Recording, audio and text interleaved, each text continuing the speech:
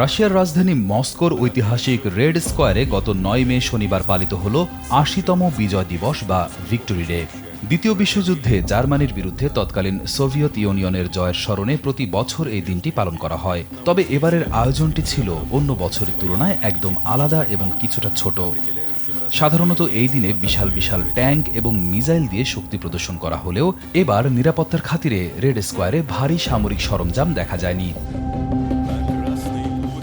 প্যারেডে সশরীরে ট্যাঙ্ক না থাকলেও টেলিভিশনের পর্দায় এক বিশেষ ভিডিও সম্প্রচার করা হয়েছে। সেখানে দেখা গেছে ফ্রন্টলাইনে যুদ্ধরত রুশ সেনাদের কর্মকাণ্ড।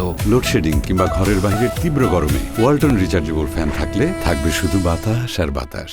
সবচেয়ে বেশি আলোচিত হয়েছে নতুন প্রযুক্তির জেরান 2 এবং জেরান 5 নামক ড্রোন বা ইউএভি। এই ড্রোনগুলো দূর থেকে নিয়ন্ত্রণ করে শত্রুপক্ষের উপর নিখুঁতভাবে আঘাত হানতে পারে। বিশেষ করে জেরান 5 ড্রোনটি অনেকটা ছোট ক্রুজ মিসাইলের মতো কাজ করে, যার গতিবেগ ঘন্টায় ৬০০ কিলোমিটার এবং এটি প্রায় ১০০০ কিলোমিটার দূরের লক্ষ্যবস্তুতে আঘাত হানতে সক্ষম। সবচেয়ে বড় চমকটি এসেছে মার্কিন প্রেসিডেন্ট ডোনাল্ড ট্রাম্পের পক্ষ থেকে। গত শুক্রবার তিনি ঘোষণা করেন, তার সরাসরি হস্তক্ষেপে রাশিয়া ও ইউক্রেন ৯ মে থেকে ১১ মে পর্যন্ত ৩ দিনের জন্য যুদ্ধ বন্ধ রাখতে রাজি হয়েছে।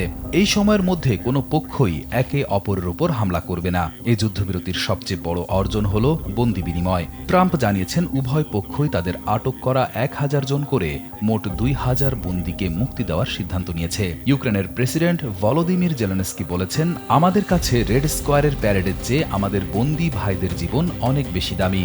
পুতিনের পক্ষ থেকেও এই উদ্যোগকে ইতিবাচক হিসেবে দেখা হয়েছে। তবে এই আনন্দের মাঝেও কিছুটা উত্তেজনা ছিল।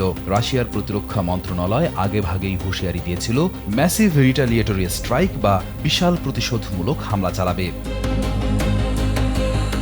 রিয়াদ হোসেন, কালবেলা।